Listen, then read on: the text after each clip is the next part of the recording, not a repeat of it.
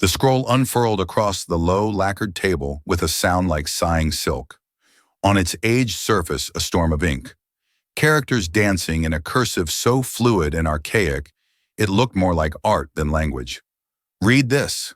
Kaito Tanaka, CEO of Tanaka Global Industries, and a man who moved with the chilling precision of a striking cobra, gestured at the scroll. His voice, a low baritone, was deceptively soft, yet it sliced through the hushed reverence of San Francisco's most exclusive restaurant, Edo. He was not speaking to the two American executives cowering opposite him. His gaze, cold and dark as a winter sea, was fixed on the waitress. "Enlighten these gentlemen with its meaning," he continued, a ghost of a smile playing on his thin lips, "and I will transfer $100 million to your account before the sun rises." He expected the blush of shame, the stammered apology, the hurried retreat. He never expected her to set down her silver water pitcher, her movements slow and deliberate, and truly look. What happened in the next 3 minutes would not only secure a young woman's future, it would unravel the meticulously crafted world of a corporate emperor, proving that the deepest knowledge is not a commodity to be bought, but a legacy to be honored, and that a person's value is not determined by the apron they wear. The scent of yuzu and hinoki wood was the perfume of Clara Vance's purgatory. At 22, her life was a repeating cycle of 16-hour shifts, the delicate clink of sake cups, and the polite, empty smiles of the city's elite.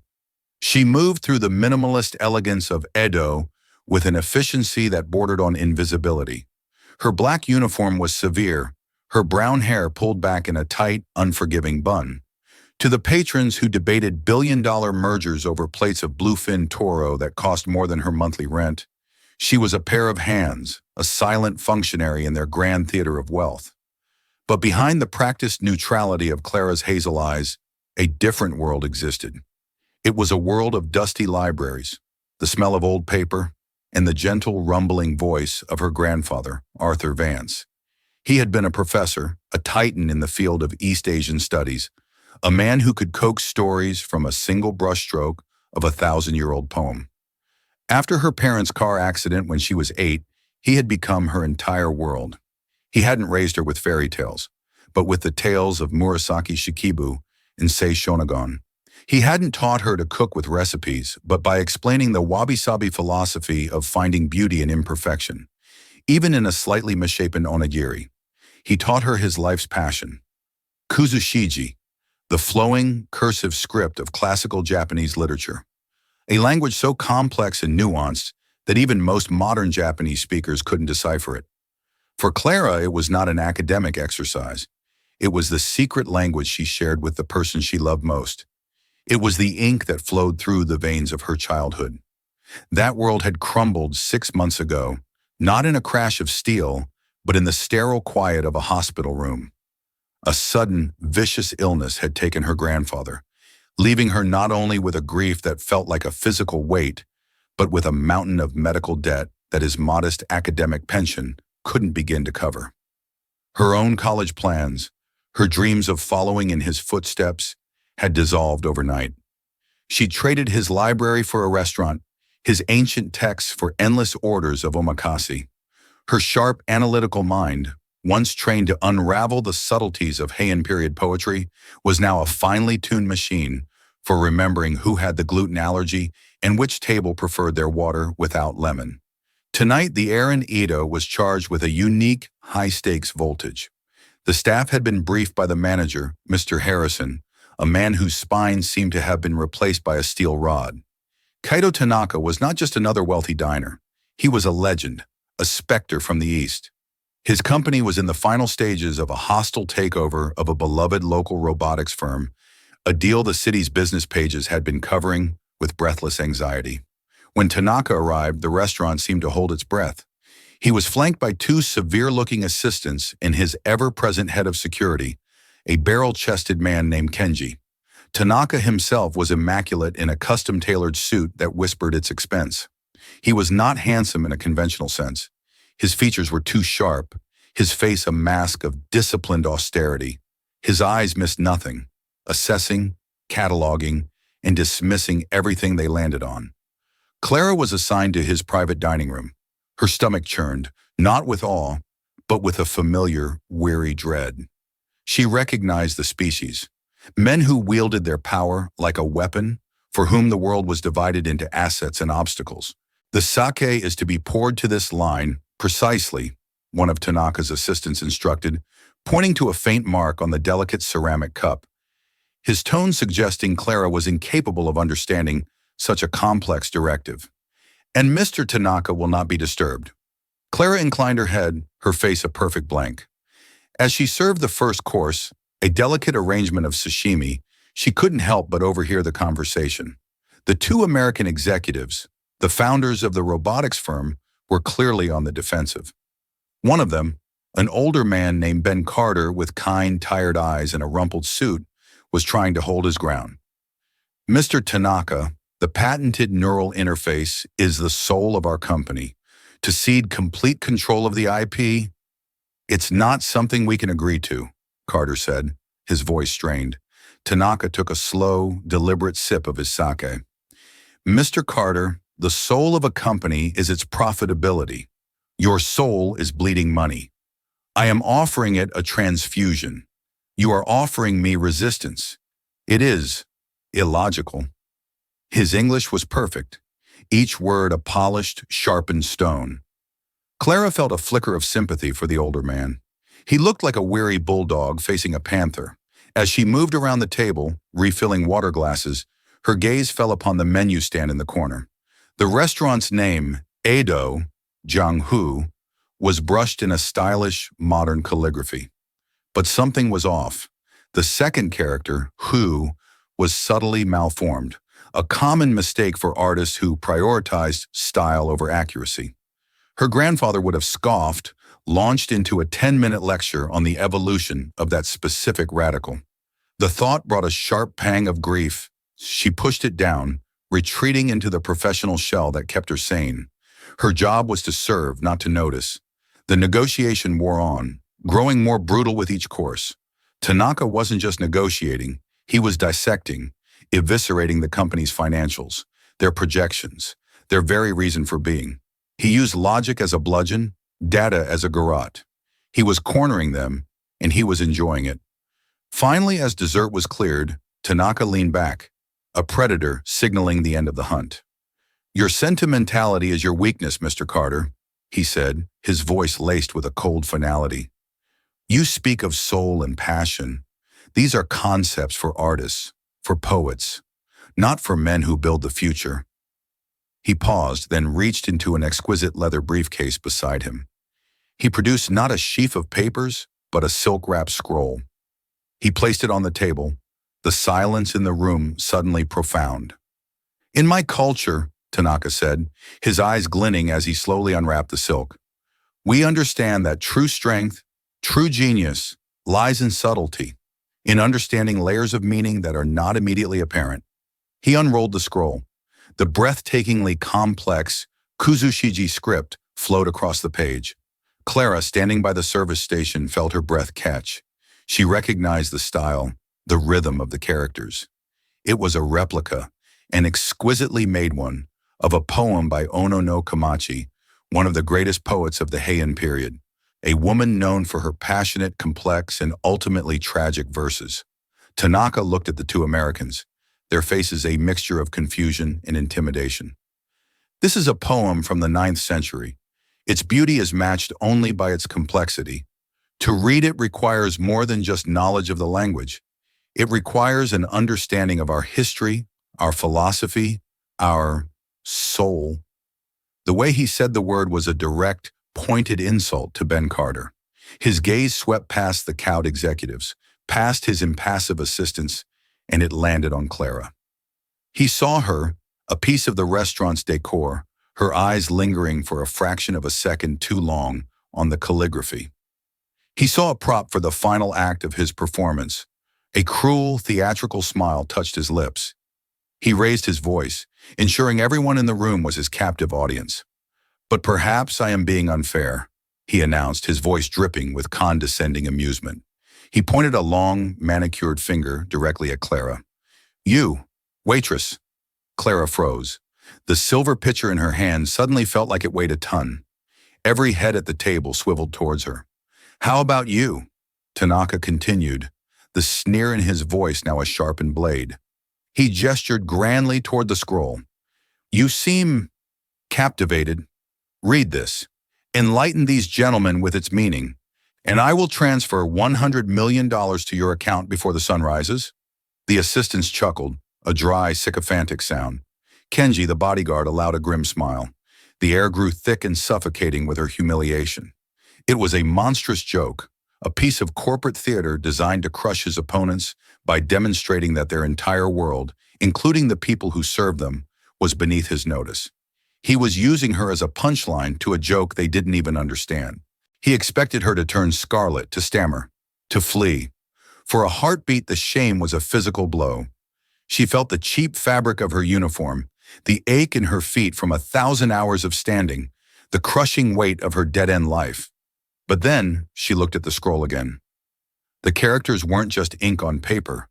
They were her grandfather's voice. "Listen, Clara. Don't just read the words. Listen to the poet's heart, her Kokoro." She saw the arrogant smirk on Tanaka's face, a man using a piece of her soul as a tool for his petty cruelty. And in that moment, the waitress receded, and the scholar, the prodigy, the granddaughter of Arthur Vance, rose to the surface. The years of grief, of repressed intellect, of stifled passion for the beautiful, intricate world she had lost, coalesced into a single, diamond-hard point of defiance. He thought she was invisible. He thought she was a joke. He had absolutely no idea who he was talking to. The world seemed to fall away. The murmur of the restaurant became a distant hum. All Clara could see was the scroll, Tanaka's mocking face, in the two paths diverging before her.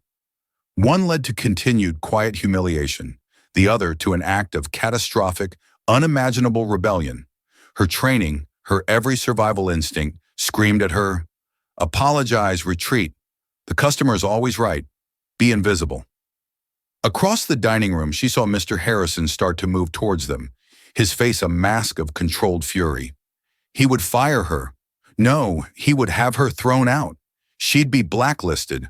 The medical bills would pile up, higher and higher.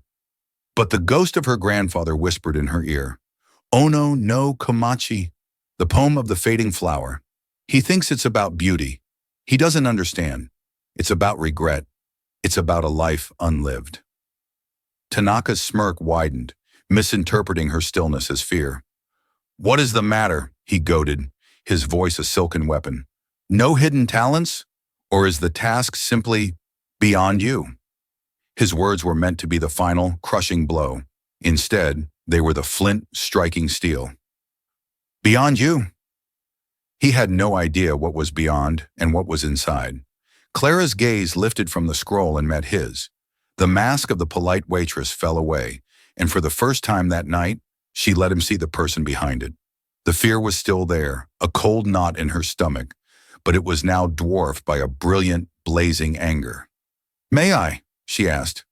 Her voice was quiet, but it was so unexpected, so utterly out of place, that it commanded an absolute silence. Tanaka's smirk faltered, a flicker of genuine confusion in his eyes. The two executives stared, slack-jawed.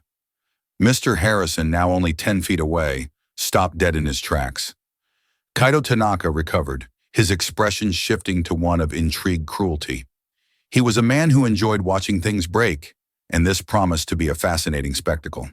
"By all means," he purred, gesturing to the scroll with a magnanimous wave. Clara walked toward the table, each step feeling both impossibly heavy and strangely light. She could feel the stares of everyone in the room, a physical pressure on her skin.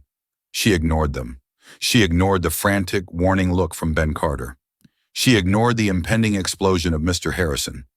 She stood before the table, not as a servant, but as an academic before a lectern.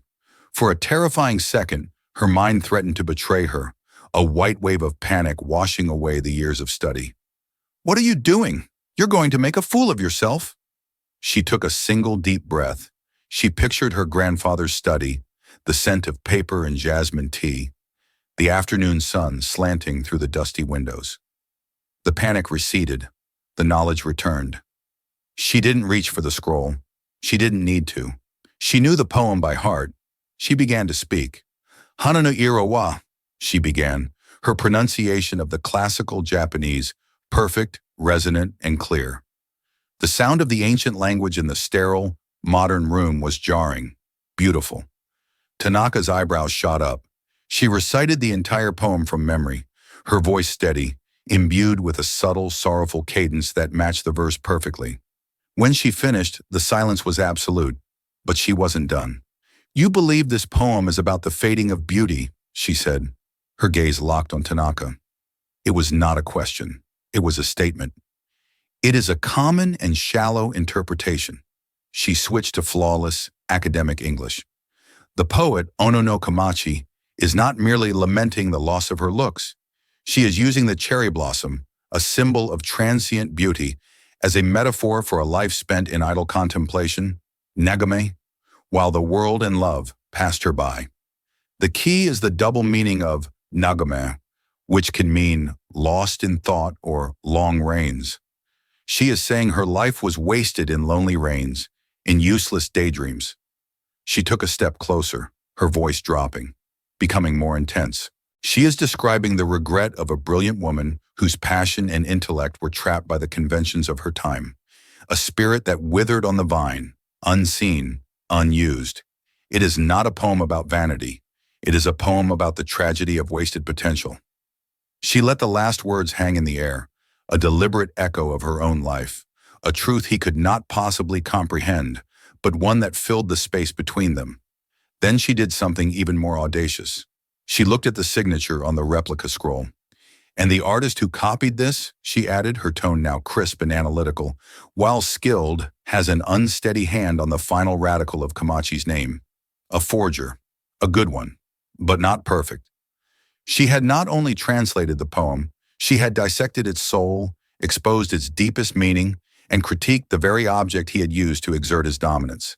She had taken his weapon and turned it back on him with devastating precision. She held Kaito Tanaka's gaze for one more second, letting him see the full, unvarnished truth of her intellect. Then the waitress returned. The mask of polite neutrality slipped back into place. "Will there be anything else, sir?" she asked, her voice once again quiet, deferential. And without waiting for an answer, she turned, walked calmly past the petrified Mr. Harrison, pushed through the swinging doors into the kitchen, and left a world of shattered silence in her wake. The kitchen was a bedlam of controlled chaos, a world away from the serene dining room. The clash of pans, the roar of the gas burners, the clipped shouts of the chefs. It was the soundtrack of Clara's life. Tonight, it felt like a shield. She leaned against a cold stainless steel prep table, her legs threatening to give out from under her. The adrenaline that had fueled her defiance began to recede, leaving a terrifying, trembling emptiness. "Clara! What in the hell was that?" a voice hissed beside her. It was Marco, another server, his young face pale with a mixture of shock and vicarious terror. Harrison looked like he was about to have an aneurysm. "You're so fired. What did you say to that guy?" "I don't know," Clara whispered, pressing the cool metal of the table against her forehead. And in a way, it was true. She didn't know who that person was who had spoken with such authority, such fire. It was a ghost. Her grandfather's ghost, speaking through her, a ghost that had just torched her life. Back in the private dining room, the silence had curdled into something thick and heavy. The two American executives, Carter and his partner, stared at the empty space where Clara had stood, as if they'd just witnessed an act of impossible magic. Mr. Harrison was frozen just inside the doorway, his face ashen, his mind furiously trying to process a scenario so far beyond the scope of his employee handbook that it might as well have been an alien invasion. Kaito Tanaka had not moved. His face, usually a mask of unshakable composure, was utterly blank. His mind, a finely tuned instrument of logic and control, was struggling to reconcile the data points.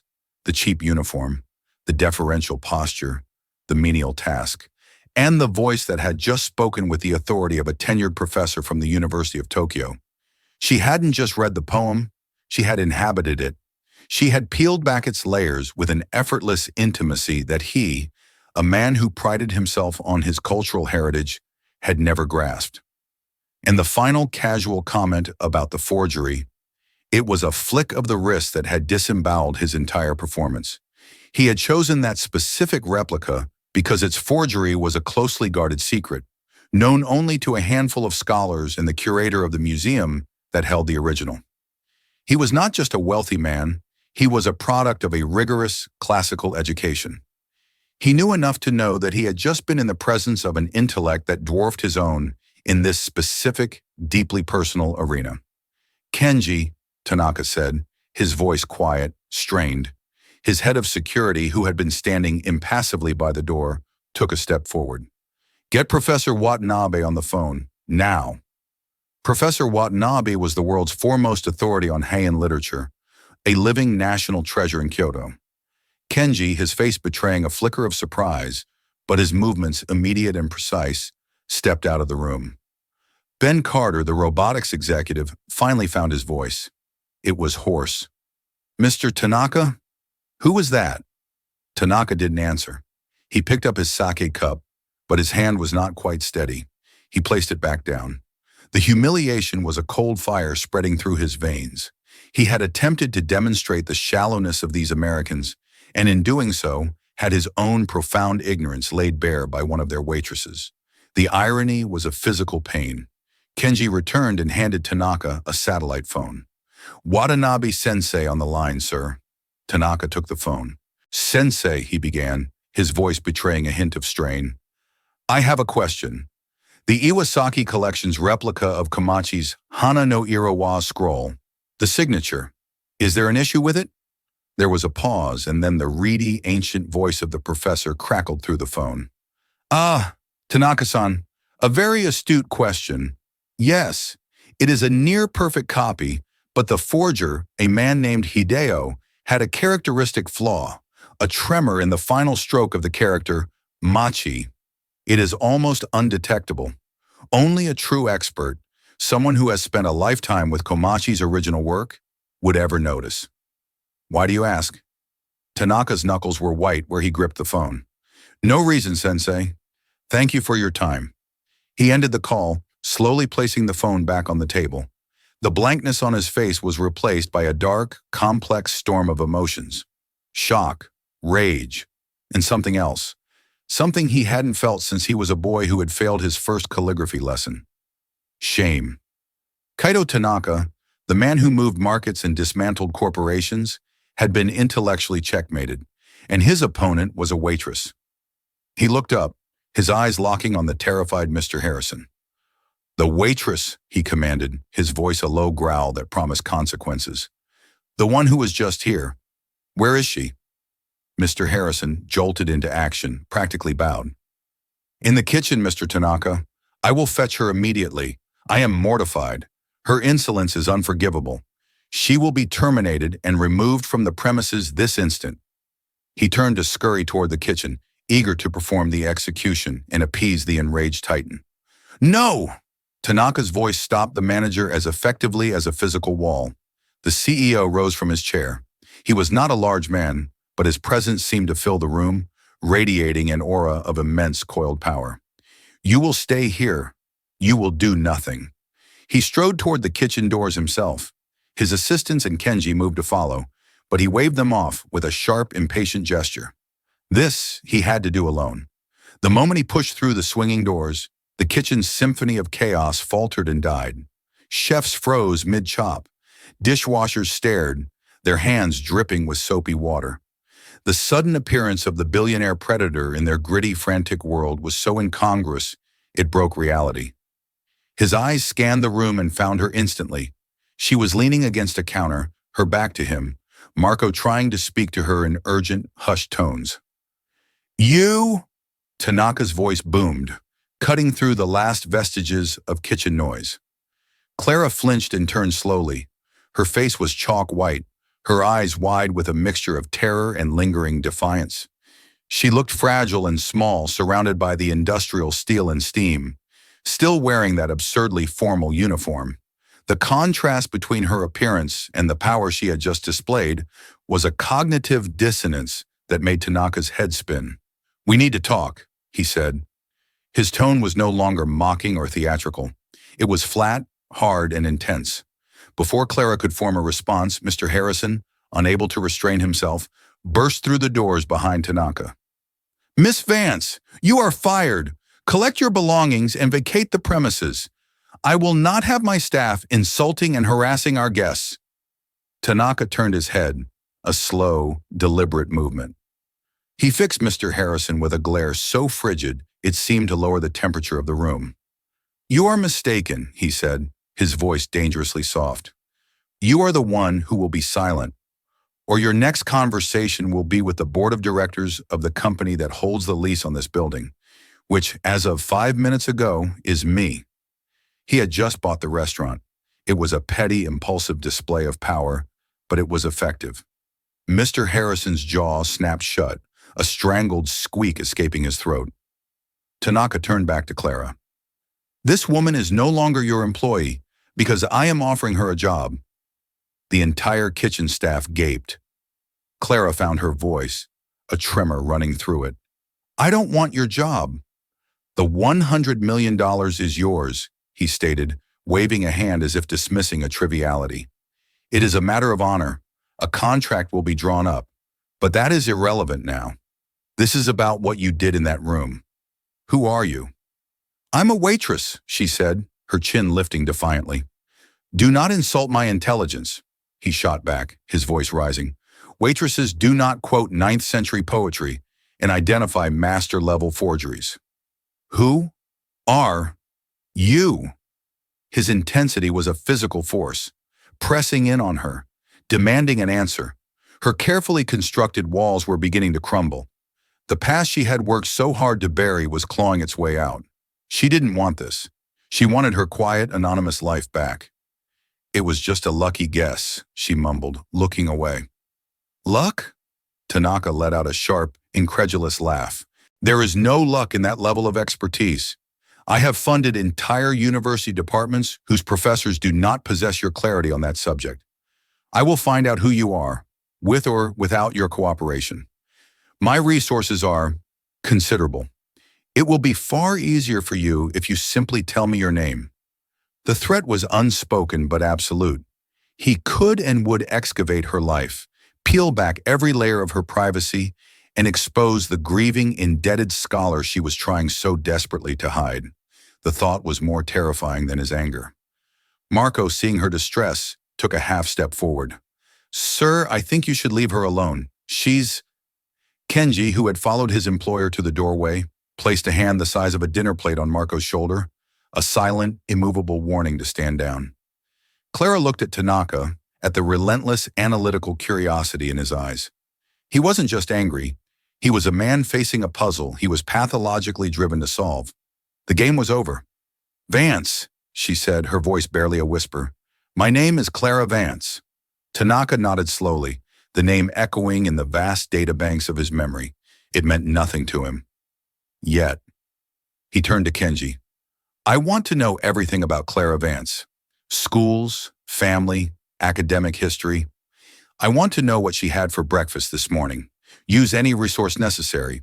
I want a complete file on my desk by the time I land in Tokyo." Kenji gave a single, almost imperceptible nod and vanished. Tanaka turned back to Clara. The anger in his expression was gone, replaced by something far more unsettling. A look of profound, calculating possession. It was the look of a collector who had just discovered an object of priceless, impossible rarity. "You and I have a great deal to discuss, Miss Vance," he said. It was not a promise. It was an inevitability. He then turned and swept out of the kitchen, his entourage parting before him like the sea, leaving a stunned, silent kitchen and a terrified young woman in his wake. Clara had won the battle of the scroll, but in doing so, she had just become the single most fascinating and targeted puzzle in a billionaire's world.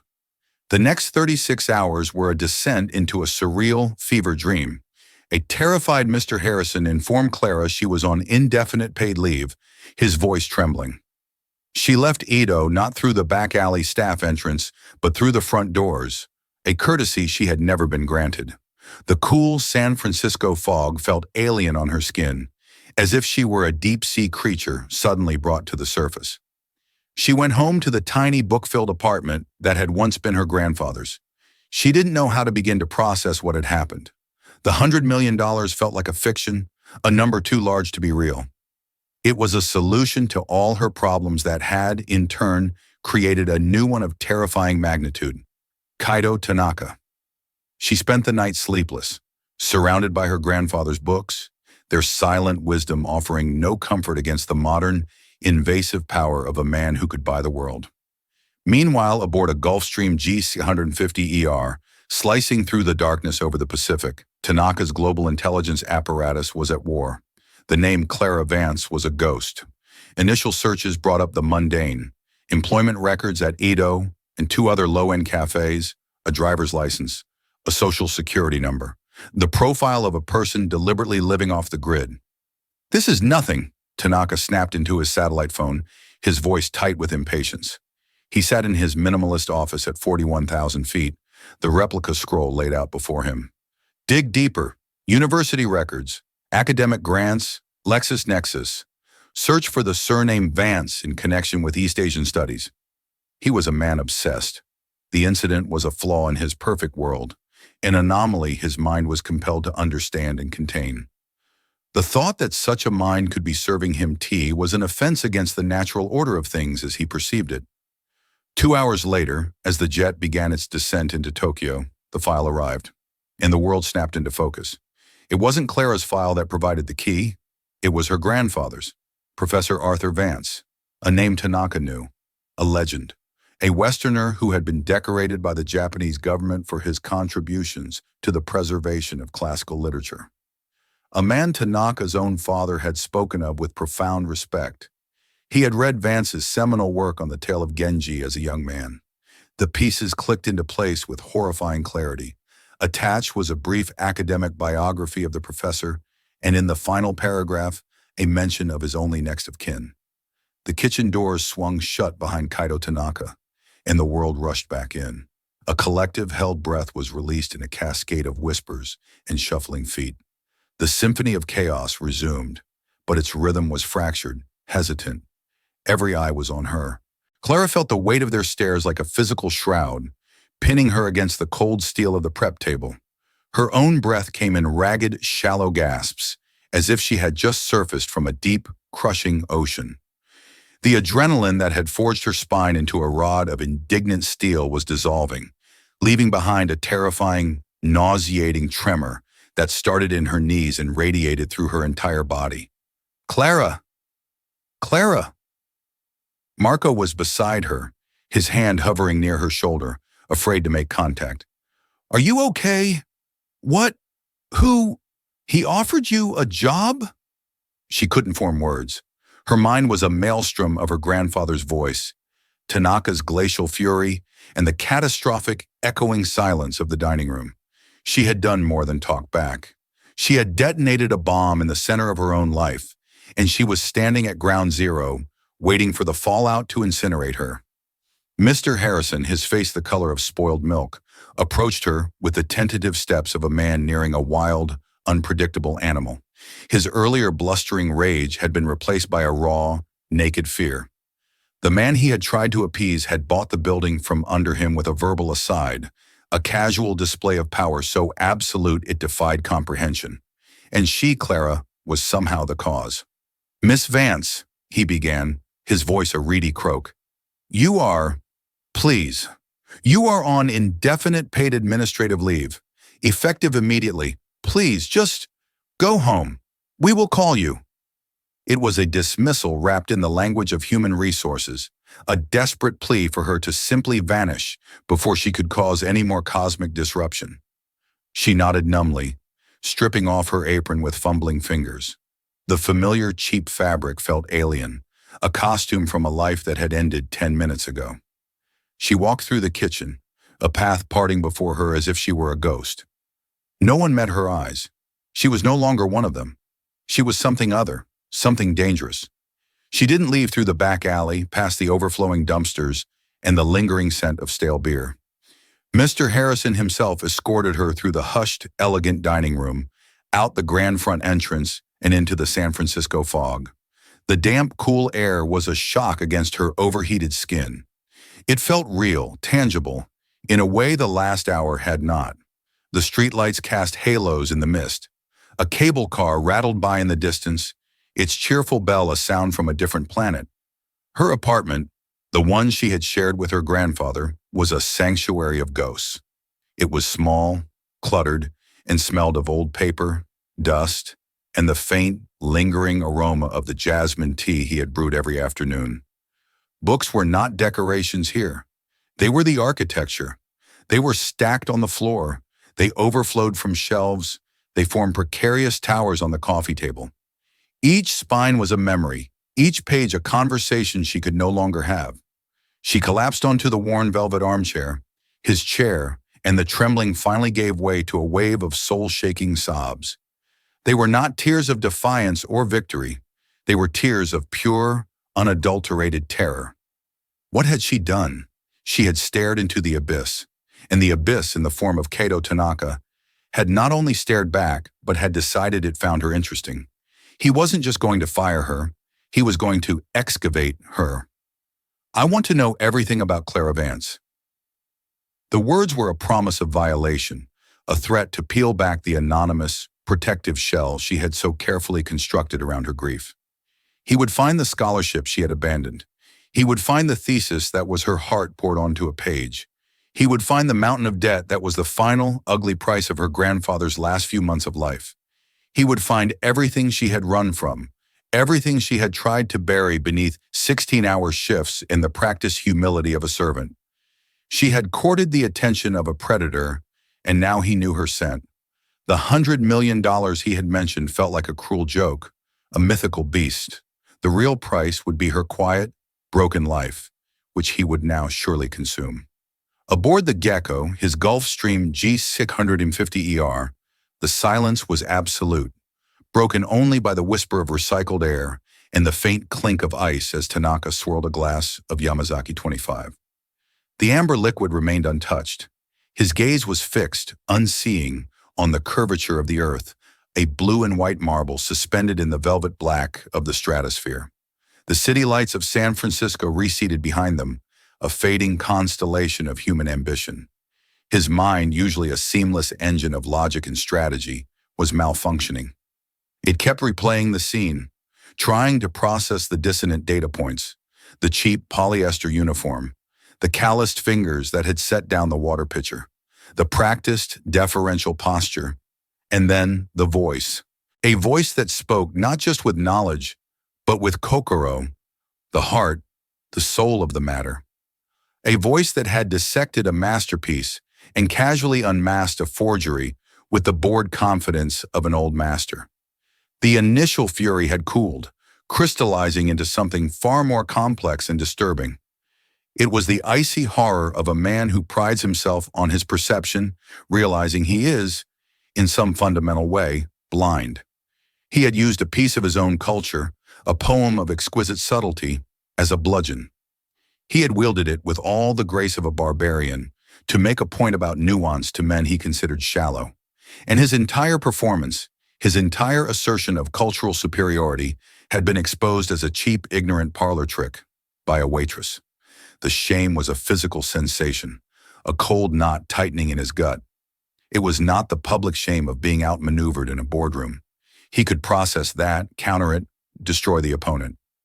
This was a private, profound dishonor. He had desecrated something he claimed to revere. "Kenji," he said, his voice flat. His head of security emerged from the forward cabin. "Sir." "The initial report on Clara Vance. What is it?" "Superficial, sir," Kenji replied, his tone professionally neutral. "Born in Palo Alto. No criminal record. High school transcripts are sealed. No university attendance on record. Employment history consists of 3 service industry jobs since she turned 21. No social media presence. No credit cards, only a debit account with a low balance. She is, for all intents and purposes, a ghost." Tanaka's jaw tightened. A ghost. A deliberate erasure. It was a sign of either someone with nothing or someone hiding everything. "That is unacceptable. This is not a casual inquiry. I want you to divert the resources of the M&A opposition research team, the ones we used for the Société Générale buyout. I want every database queried, every public and sealed record accessed. I am authorizing Level 4 invasive protocols, financials, academic, medical. Cross-reference the surname Vance with any academic institution on the West Coast specializing in East Asian studies. I want to know who her parents were, who her grandparents were. I want to know the name of her first pet. Find her. Sir, Kenji said, a flicker of something, surprise, concern, in his stoic eyes. Level 4 was reserved for dismantling the lives of hostile CEOs and recalcitrant politicians. To turn that cannon on a waitress was unprecedented, but he simply bowed his head. It will be done. For the next 4 hours, Tanaka sat in silence as his private global intelligence network, a machine built to dissect corporations and predict market shifts, was deployed to unravel the life of a single, grieving young woman. Reports trickled in, delivered by his assistants on encrypted tablets. Financial records first. A vast, suffocating web of medical debt linked to a recently closed estate. The name on the death certificate, Arthur Vance. The name struck Tanaka with the force of a physical blow. Arthur Vance. It wasn't possible. He strode to the small library on his jet, a collection of curated masterpieces, and pulled a volume from the shelf. Floating Bridge of Dreams, a Western interpretation of the Genji Monogatari. By Professor Arthur Vance, a book his own father, a stern man not given to praise, had called the work of a man with a Japanese soul. His hands were unsteady as he keyed the name into his terminal. The file Kenji's team was building began to populate with horrifying speed. Professor Arthur Vance, a titan of his field. Recipient of the Order of the Rising Sun from the Japanese government, a visiting scholar at Waseda, a man who had dedicated 50 years of his life to the very culture Tanaka had just used as a weapon. And then, the final pieces. A faded university newsletter article from 20 years ago, profiling the famous professor, mentioning that he was the sole guardian of his young granddaughter, Clara, and finally a file from Stanford University, unsealed by a contact deep within the administration. Clara Vance, a perfect record, a full academic scholarship, the President's Award for Excellence in the Humanities, and a copy of her undergraduate thesis, submitted and approved for distinction just before her withdrawal. The title made the breath catch in Tanaka's throat. Nagami no Kokoro, the poetic duality of regret in the verses of Ono no Kamachi. He didn't need to read it. He knew with absolute soul-crushing certainty what it would say. She hadn't just studied the poem. She hadn't just memorized it. She had lived inside it. It was the foundation of her own intellectual life. He had walked into her temple, her sacred space, and used her own scripture to mock her. Kaito Tanaka, a man who had never once in his adult life felt out of control, leaned his forehead against the cool plexiglass of the window and stared down at the indifferent ocean. The shame was no longer a cold knot. It was a consuming fire. He had committed an act of profound, unforgivable ignorance. The $100 million he had offered was no longer a prize. It was a pittance, a vulgar insult. Giving her money now would be like trying to pay for a desecrated shrine with a handful of coins. It would only deepen the dishonor. He landed in Tokyo as the sun was rising, casting the imperial palace in hues of rose and gold. But Tanaka felt none of the city's energy. He felt hollowed out. He was a man who solved problems with logic, power, and money. But this was not a problem of that kind. This was a problem of the soul. How do you apologize for a sin you didn't even have the wisdom to recognize you were committing? You don't apologize. You atone. He sat in his office, the city spread out beneath him, and began to design not a solution, but a restoration. He would not hire Clara Vance. You do not hire a priestess. You rebuild her temple. He would not give her a gift. He would restore a legacy. His actions would be as precise, as strategic, and as overwhelming as any hostile takeover he had ever orchestrated. He was going to take over her tragedy, and his weapon of choice would be his limitless fortune. The knock on her door came 2 days later. It was a sound so out of place in her cocoon of grief and anxiety that Clara froze, her heart hammering against her ribs. She peered through the peephole and saw not a process server or a police officer, but a woman. She was Japanese, perhaps in her late 50s, dressed in a brutally elegant Issey Miyake suit. Her hair was a severe, perfect silver bob, and her expression was one of immaculate neutrality. She radiated a confidence so profound it was, in itself, intimidating. This was not a functionary. This was a general. Clara opened the door a crack. "Miss Clara Vance?" the woman asked. Her English was pristine, tinged with a faint British accent. "My name is Akemi Sato. I am Executive Vice President of Special Projects for Mr. Tanaka. May I have a moment of your time?" Her mind screamed no. It screamed to slam the door, to barricade it with her grandfather's books, to hide. But she knew it was pointless. This was the abyss, arriving on her doorstep in designer clothes. She opened the door. Ms. Sato did not enter. She simply extended a gloved hand, offering 2 items. One was a slim black envelope made of heavy textured paper. The other was an encrypted tablet, its screen dark.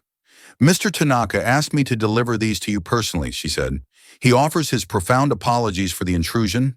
The tablet contains a proposal. The envelope contains a preliminary gesture."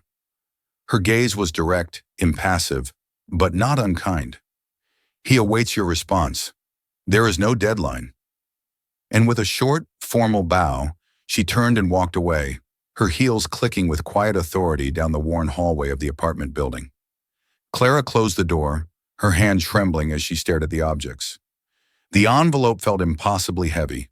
She opened it. Inside was a cashier's check, drawn from a private bank in Zurich. The amount was for $1 million.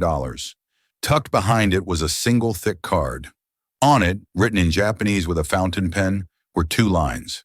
The first was a stark, formal apology. "Si no kondon ha, mingyu wo chenkumono deshita." My actions were without honor. The second was simpler. "Shenshuye arimasen deshita." I am deeply sorry.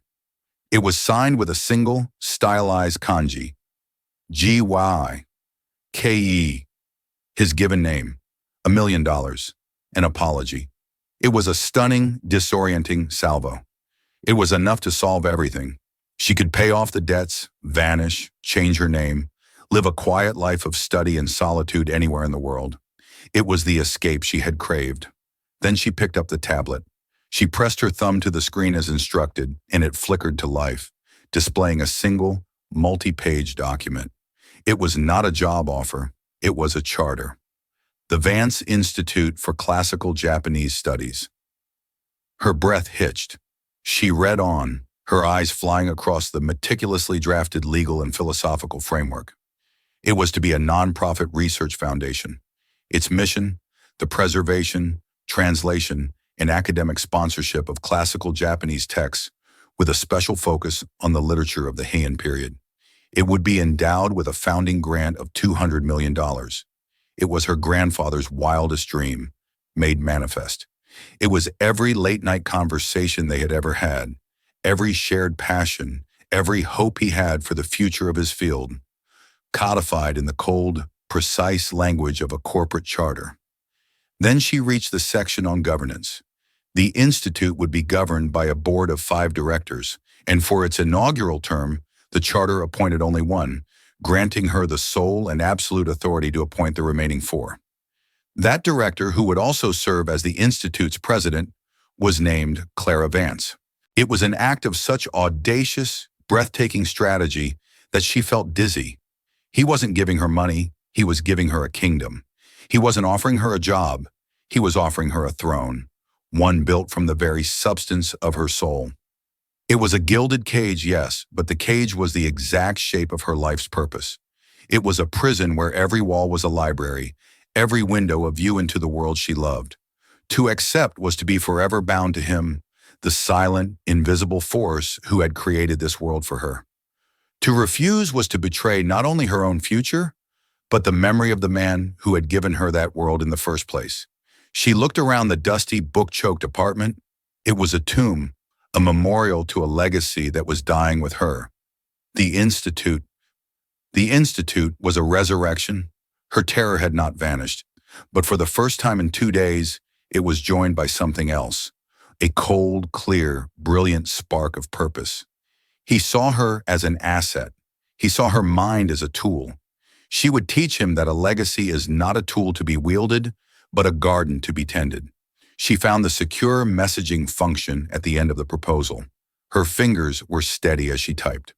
The Japanese Tea Garden, Golden Gate Park.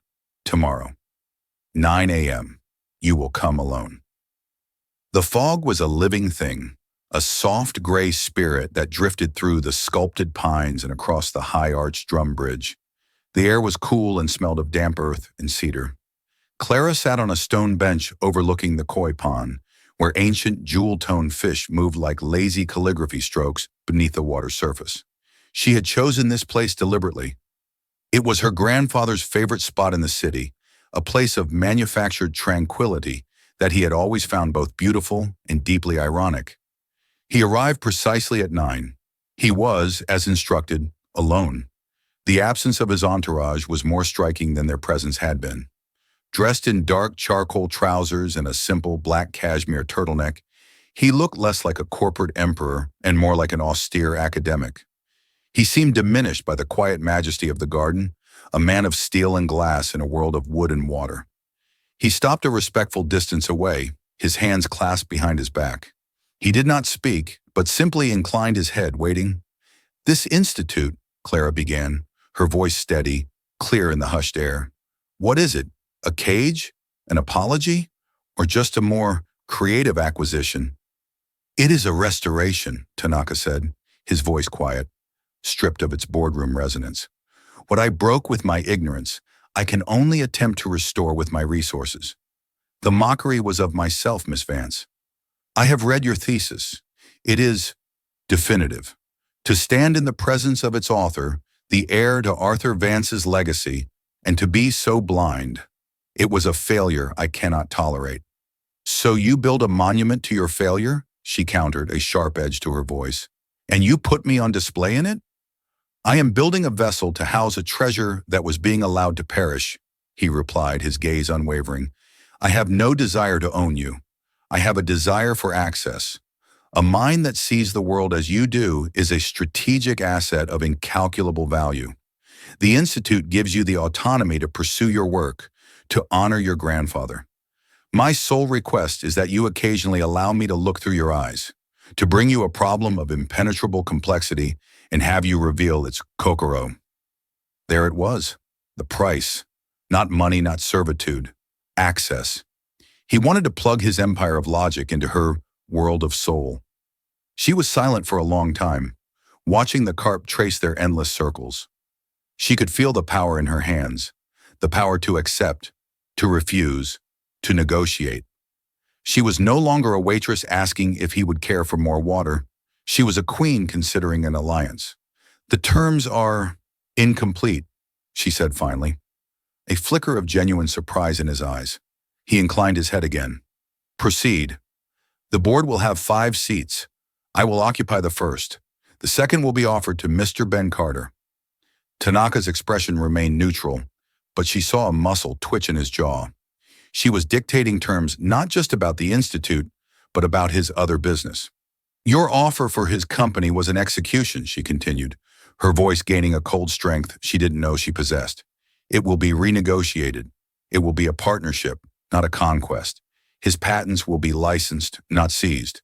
He will join the board not as a token, but as a permanent advisor on ethical technology and practice. He will be my check against the world you come from." Tanaka considered this. It was illogical, sentimental. She was leveraging this immense opportunity for a man she barely knew, a man who represented the very weakness Tanaka had mocked. And yet, it was brilliant. It built an immediate, unshakable foundation of loyalty. It demonstrated that her principles were not for sale. It made the entire enterprise stronger, more resilient. It was a move he, in his ruthless calculus, had never considered. "Done," he said. "The remaining 3 seats will be held by tenured academics from Stanford, Waseda, and Oxford." I will choose them. Your name and the name Tanaka Global will not be attached to the institute in any public capacity. Your endowment will be routed through a blind trust in Switzerland.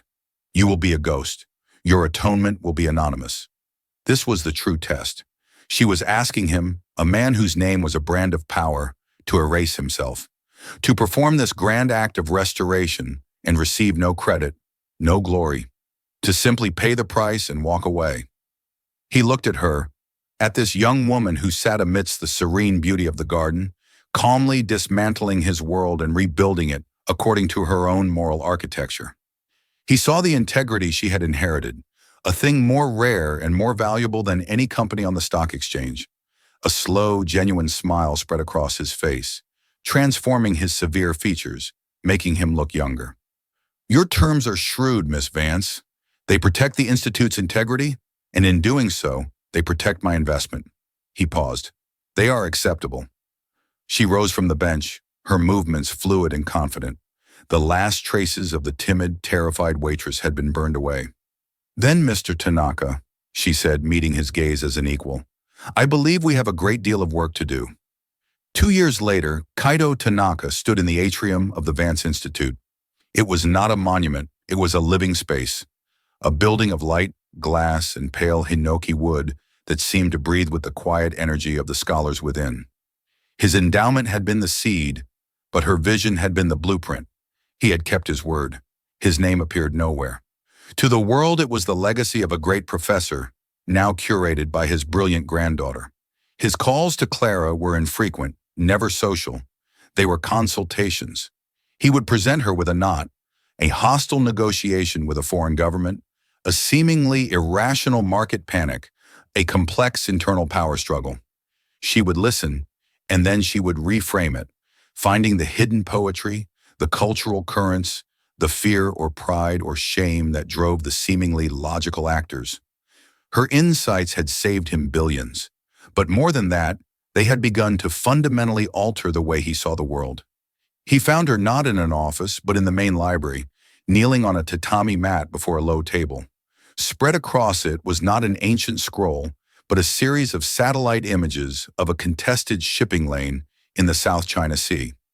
Across from her sat a 4-star admiral from the U.S. Navy in Ben Carter, his hair grayer but his eyes no longer tired. Clara looked up and saw him. A warm, easy smile lit her face.